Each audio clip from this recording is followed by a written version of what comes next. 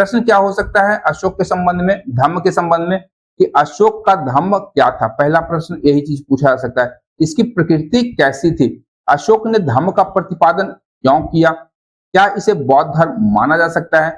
इसके प्रचार प्रसार के लिए किए गए कार्यों का वर्णन करते हुए 21वीं सदी में इसकी प्रासंगिकता पर प्रकाश डाले। 21वीं सदी वाला पॉइंट बहुत महत्वपूर्ण हो सकता है। यूपीएससी में इस प्रकार के प्रश्न पूछे जा सकते हैं, तो ध्यान रखिएगा, ये आपको करना होगा। और हो सकता है कि इस बार ये प्रश्न दिखाई दे जाए, कभी तो पूछा नहीं है लेकिन हो सकता है इस बार दिखाई दे जाए। तो फिर से हम लोग जो प्रस्तावना की बात करेंगे, इंट्रो पार्ट की बात करेंगे, तो सम्राट अशोक की चर्चा करते हुए कलिंग युद्ध का उल्लेख करेंगे और उसके बाद किस प्रकार से अशोक का हृदय परिवर्तन होता है उसकी चर्चा कर देंगे। फिर धम्म के विषय में बताएंगे। यहाँ ध्यान रखिएगा कि धम्म शब्द को जब हम लोग लिखने का प्रयास करेंगे तो धम्म को हम लोग लिखेंगे संस्कृत शब्द धर्म का प्राकृत रूप है, ये ध्यान रखिएगा। और जब धर्म की परिभाषा की बात करेंगे तो इसे रिलीजन से कभी जोड़ने का प्रयास नहीं कीजिएगा, रिलीजन से कभी जोड़ने का प्रयास नहीं कीजिएगा, क्योंकि रिलीजन का जो प्रकृति जो अर्थ है वो काफी सूक्ष्म है और धर्म का जो अर्थ है वो काफी विस्तारित है, काफी गूढ़ है। इसीलिए हमारे बुक्स जो हमारे साहित्य हैं उसमें लिखा गया है कि धार्यते इति लोकम धर्म, धार्यते इति लोकम धर्म, यानी जो हम लोग धारण कर सकते हैं वो धर्म है, वो हमारा धर्म है। आप इसे रीति के साथ ऐड कर सकते हैं जो कि ऋग्वैदिक काल में था, या नैतिक मूल्यों के उन समुच्चय या सेट के साथ में कर सकते हैं जो मानव जीवन के लिए आवश्यक था। जैसे हमारा बड़ों का सम्मान करना, आदर करना, बच्चों के साथ अच्छा व्यवहार करना, पड़ोसियों के साथ अच्छा व्यवहार करना। हमारे बोली में क्या होना चाहिए? तो मृदुता होनी चाहिए, किसी के प्रति ईर्ष्या नहीं रखना। तो ये सब चीजों को जोड़ करके अशोक ने अपने धर्म का प्रतिपादन किया था। अब यहाँ पर ध्यान रखिएगा कि अशोक का जो धर्म के विषय में हम लोग लिखेंगे तो इसमें कोई विशेष धार्मिक आस्था, अनुष्ठान या मनमानी शाही नीति ये नहीं थी, बल्कि सामाजिक व्यवहार और नैतिकता का एक व्यापक कोड या संहिता देने का कार्य अशोक के द्वारा किया गया। और इसकी प्रकृति क्या थी? प्रकृति को अवश्य ऐड कीजिएगा कि ये धर्मनिरपेक्ष था, मानवतावादी था और कल्याणकारी भी था। ये तीनों शब्द अपने आंसर में अवश्य मेंशन करेंगे और देखेंगे तो यह विभिन्न धार्मिक परंपराओं के नैतिक सिद्धांतों का एक समन्वय दिखाई देता है। इसके आधार की बात करेंगे तो यहाँ ध्यान रखिएगा, उल्लेख भी अगर मैं देखूं तो बाद में शायद उल्लेख किया हुआ होगा, लेकिन अगर मैं यहाँ पे बात करूं नहीं है, चलिए ठीक, यहीं पे मैं कर देता हूं। अगर परिभाषा की बात करेंगे तो ध्यान रखिएगा कि अशोक ने द्वितीय स्तंभ लेख में, दूसरा उसका जो स्तंभ लेख है उसमें स्वयं से प्राकृत में पूछा था कि किया चू धमे, किया चू धमे, तो इसका उत्तर अशोक ने स्वयं दिया और कहा है कि अपासीनबे, अपासीनबे बहुकथाने, बहुकथाने दया दाने, दया दाने सचे सोचिए, सचे सोचिए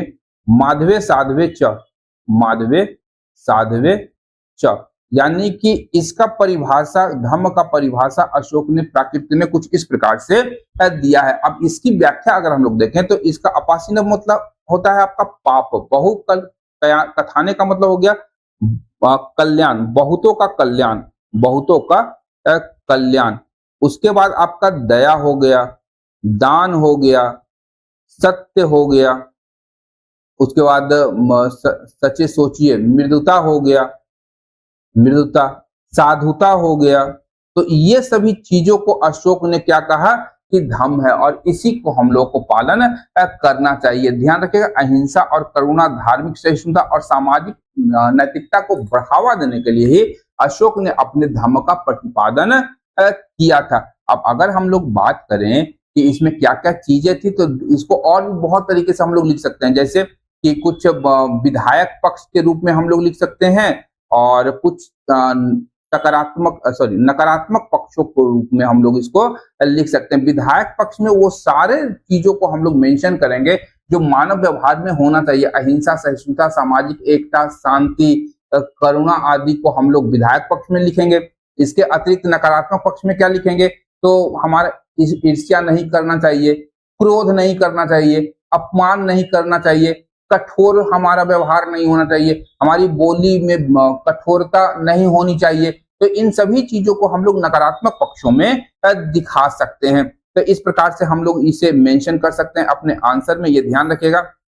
अब बात करेंगे कि आखिर अशोक ने धम्म का प्रतिपादन क्यों किया। तो धम्म के प्रतिपादन की जब हम लोग बात करते हैं तो उसके पीछे थोड़ा सा मौर्य साम्राज्य का आप ये देख लीजिएगा, राजनीतिक जो उसका सीमाएं थी उसको देख लीजिएगा एक बार, कि अफगानिस्तान से लेकर के काबुल कंधार, याद रखिएगा, काबुल कंधार, काबुल कंधार से आपका वर्तमान पाकिस्तान का बलूचिस्तान, बलूचिस्तान से लेकर के उधर हिंदू कुश पर्वतमाला और हमारा हिमालय पर्वत, कश्मीर और हिमालय पर्वत से होता हुआ पूरा बंगाल, पूरा आज का बांग्लादेश, सॉरी आज का हमारा बांग्लादेश, टोलवेना, टोलचेना की रंग का कार्य हो, चलिए तो बांग्लादेश हो गया हमारा।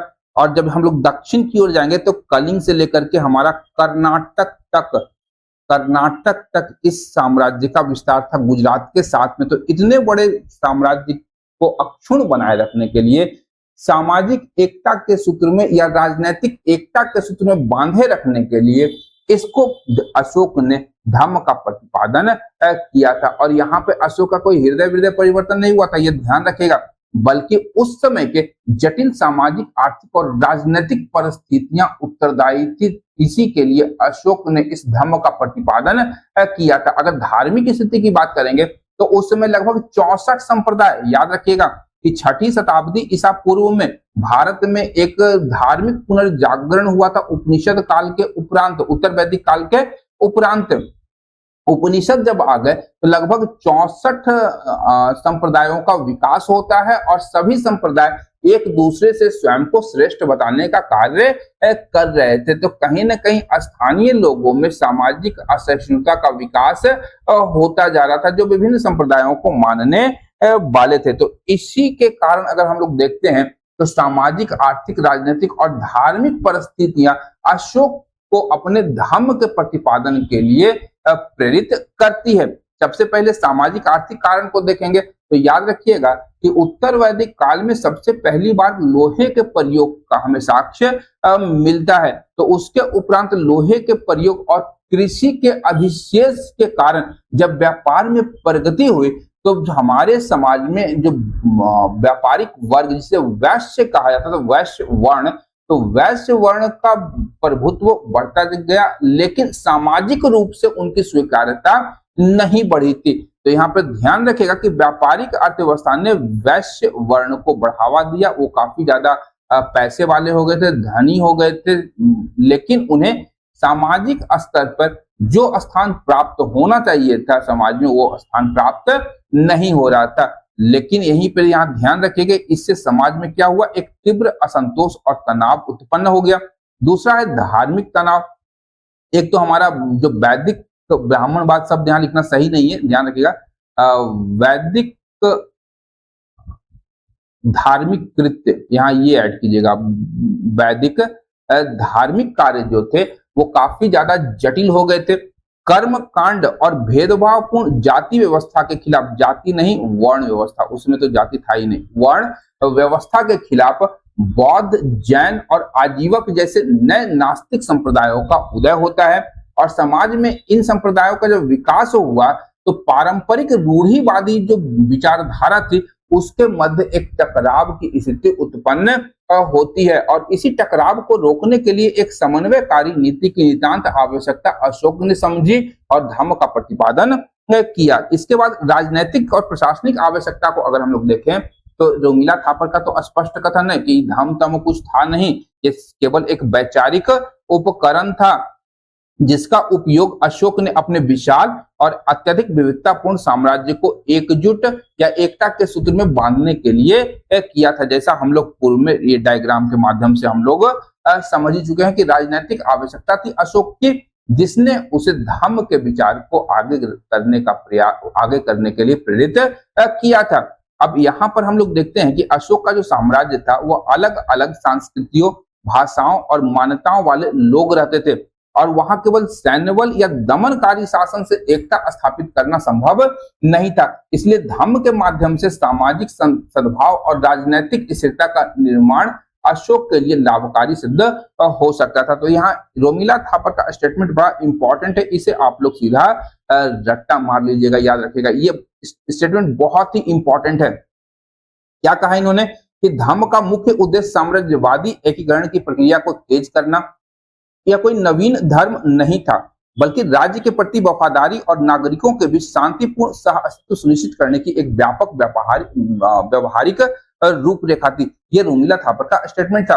अब यहाँ पर अगर हम लोग बात करते हैं अशोक का कि ये धम्म ये बौद्ध धर्म था, तो ध्यान रखिएगा अशोक का धर्म बौद्ध धर्म नहीं था, स्पष्ट रूप से आप ये कह सकते हैं। यहाँ ध्यान रखिएगा कि अशोक का व्यक्तिगत धर्म बौद्ध धर्म था, ये ध्यान रखिएगा, क्योंकि उसने स्वयं से कहा था कि एक उपासक के तौर पर 10वें वर्ष वह बोध गया कि उसने यात्रा की थी, तो उपासक बौद्ध धर्म से था। तो ये ध्यान रखिएगा कि अशोक का व्यक्तिगत धर्म बौद्ध धर्म था, लेकिन यह धम्म जो था वो बौद्ध धर्म नहीं था, ये ध्यान रखिएगा। कारण क्या है इसका कि अगर हम लोग बौद्ध धर्म का जो मूल दार्शनिक सिद्धांत है, जैसे 4 आर्य सत्य है, अष्टांगिक मार्ग है या निर्वाण का कोई उल्लेख धम्म में नहीं किया गया, उसके शिलालेखों में इस चीज का उल्लेख मिलता ही नहीं है धम्म के विषय में। बौद्ध धर्म का अंतिम लक्ष्य था निर्वाण की प्राप्ति, लेकिन अशोक के धर्म का मूल लक्ष्य क्या था कि स्वर्ग की प्राप्ति, याद रखिएगा स्वर्ग की प्राप्ति। स्वर्ग नरक तो बौद्ध धर्म में मान्य ही नहीं था। इसके बाद ये स्वर्ग की प्राप्ति कैसे होगी, तो आम लोगों को व्यवहारिक जीवन में सुधार करना होगा और शांतिपूर्ण तरीके से सभी लोगों के साथ में बेहतर व्यवहार करना होगा, तभी हमें स्वर्ग की प्राप्ति हो सकती है। उसके बाद अशोक ने धम्म के माध्यम से सभी संप्रदायों को समान रूप से सम्मान करने की बात कही है, और इसी के लिए उसने धम्म महामात्रों की नियुक्ति की। यह केवल बौद्धों के लिए नहीं था, बल्कि सभी संप्रदायों के कल्याण का कार्य करते थे, ये ध्यान रखिएगा। और इसलिए ये क्या हो सकता है कि धम्म एक सार्वभौमिक आचार संहिता थी, जिसका उद्देश्य नागरिक नैतिकता को बढ़ावा देना, न कि किसी एक विशेष धर्म को राज्य पर थोपना था। बौद्ध धर्म के अंतर्गत हम लोग इस प्रकार से भी तुलनात्मक अध्ययन कर सकते हैं कि दार्शनिक आधार क्या था, अंतिम लक्ष्य और प्रकृति। इस प्रकार से अगर आप मेंशन करते हैं अपने आंसर में तो ज्यादा बेहतर हो जाएगा। धर्म के प्रचार प्रसार के लिए अशोक ने क्या कार्य किए, तो शिलालेखों का निर्माण करवाया और स्थानीय भाषा, जो प्राकृत भाषा, जो प्रचलित भाषा थी, ब्राह्मी लिपि, इसके अतिरिक्त अरेमाइक हो गया, खरोष्टी हो गया, यूनानी आदि लिपियों में इसका उल्लेख अपने शिलालेखों के अंतर्गत करवाया था, ताकि जो स्थानीय लोग हैं इसको समझ सके और इसके अनुकूल कार्य कर सके। धम्म महामात्रों की नियुक्ति की गई, जिस 13वें शिलालेख में उल्लेख मिलता है कि अशोक ने अपने राज्याभिषेक के 5वें शिलालेख में उल्लेख मिलता है कि अशोक ने अपने राज्याभिषेक के 13वें वर्ष धम्म महामात्र नामक एक नए अधिकारियों की नियुक्ति की। कार्य क्या था इसका कि सभी संप्रदायों में धर्म का शांतिपूर्ण प्रचार प्रसार करना और लोक कल्याण को सुनिश्चित करना। इसी के लिए अशोक ने धम्म यात्राएं की 256 रातें, मत भूलिएगा, बड़ा इंपॉर्टेंट है ये। विदेशों में दूत और मिशनरी भेजना, चाहे आपका मिस्र के राज्य हो, सीरिया के राज्य हो या श्रीलंका का उल्लेख कर दीजिएगा महेंद्र और संघमित्रा के रूप में। इसके अतिरिक्त लोक कल्याणकारी कार्य किए, मनुष्यों के लिए चिकित्सालय, पशुओं के लिए चिकित्सालय, औषधीय गुण वाले पौधों को लगवाया, प्याऊ खुदवाए, प्रत्येक एक पोस्ट पे विश्रामशाला बनवाए, कुआं खुदवाया। तो ये सब कार्यों को आप लोग यहाँ पर मेंशन कीजिएगा। अब 21वीं सदी की बात करते हैं कि अशोक के धर्म की प्रासंगिकता क्या थी, तो इसका मूल क्या था, शांतिपूर्ण सह अस्तित्व। तो वर्तमान समय की बात करेंगे तो चाहे आपका ईरान अमेरिका इजराइल युद्ध हो या रूस यूक्रेन युद्ध हो, तो वैश्विक शांति और अहिंसा को बढ़ावा देने का काम यहाँ पे हो सकता है कि जब दुनिया विभिन्न युद्धों में ग्रसित है, चाहे आपका रूस यूक्रेन हो या इजराइल फिलिस्तीन हो या फिर इजराइल और ईरान, इजराइल अमेरिका और ईरान का युद्ध हो, और विभिन्न सीमा विवाद, भारत पाकिस्तान सीमा विवाद से जूझ रहे हैं, भारत चीन सीमा विवाद से जूझ रहे हैं, तो अशोक की धम्म विजय, अहिंसक विजय की जो नीति है अत्यंत प्रासंगिक हो जाती है, जो हमें क्या सिखाती है कि अस्थायी और वास्तविक विजय जो है हथियारों से नहीं बल्कि शांति, विश्वास, सहिष्णु कूटनीति से ही हासिल की जा सकती है। धार्मिक सहिष्णुता और सद्भाव, वर्तमान समय की बात करेंगे तो हमारे समाज में असहिष्णुता बढ़ रही है, सांप्रदायिक तनाव बढ़ रहा है, कट्टरवाद बढ़ रहा है, तो इसको दूर करने के लिए अशोक ने सर्वधर्म समाज की स्थापना की बात करी, यानी सभी धर्मों का सम्मान करना है और मतभेदों को स्वीकार करके हमें उसे दूर करने का प्रयास करना चाहिए। तो इस प्रकार से धार्मिक सहिष्णुता और सद्भाव को बनाने के क्षेत्र में भी हम लोग काम कर सकते हैं। पर्यावरण और पशु संरक्षण की बात करेंगे कि जलवायु परिवर्तन और गंभीर पर्यावरण क्षरण के इस संकट काल में अशोक द्वारा पशु हत्या पर रोक प्रथम जो इसका शिलालेख है उसमें है।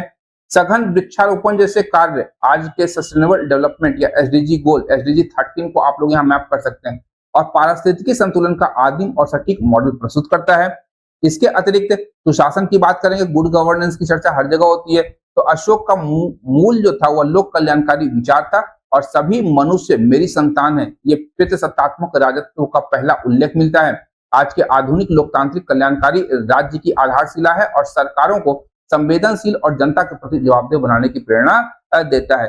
पारिवारिक और सामाजिक मूल्यों की बात करेंगे तो तेजी से बदलते हुए इस भौतिकवादी सामाजिक परिवेश और बिखरते परिवारों के इस दौर में बुजुर्गों का सम्मान, दासों श्रमिकों के प्रति मानवीय व्यवहार और करुणा जैसे धर्म के नैतिक उपदेश सामाजिक पतन को रोकने में पूरी तरह से सक्षम है। और जब हम लोग 21वीं शताब्दी का जब बात करेंगे तो हम लोग प्रासंगिकता में इस प्रकार से डायग्राम अब बना सकते हैं। वैश्विक शांति, लोक कल्याणकारी राज्य, पारिवारिक मूल्य और पर्यावरण संरक्षण को हम लोग दे सकते हैं। निष्कर्ष में लिख सकते हैं कि अशोक का धम्म मात्र एक ऐतिहासिक नीति नहीं थी, यह एक अत्यंत दूरदर्शी और मानवीय आचार संहिता थी। इसके माध्यम से अशोक ने साम्राज्यवादी एकीकरण और सामाजिक सद्भाव का जो अद्वितीय प्रयोग किया वह विश्व इतिहास में बेजोड़ है। 21वीं सदी के अशांत और अनेक संकीर्णताओं में बटे हुए विश्व के लिए अशोक का धम्म आज भी शांति, सहिष्णुता और मानवतावाद का सबसे प्रभावी और अस्थायी समाधान प्रस्तुत कर सकता है। तो आज का सेशन हम लोग इतना ही रखेंगे। कल हम लोग गुप्त साम्राज्य के 2 प्रश्न 1 बजे के आसपास के सेशन में हम लोग कवर करेंगे। गुप्त साम्राज्य को कंप्लीट कल कर लेंगे और आज यहीं पे इसको रखते हैं। हाँ, और फिर शाम का जो सेशन होगा हमारा उसमें हम लोग आगे के 4-5 प्रश्न एक एक करके देख लेंगे। तो आज के लिए इतना ही, मिलते हैं कल के नए सेशन में। तब तक के लिए धन्यवाद। देखते रहिए मंथन, क्योंकि मैं इस प्रकार के वीडियोस लाता रहता हूँ। Thank you.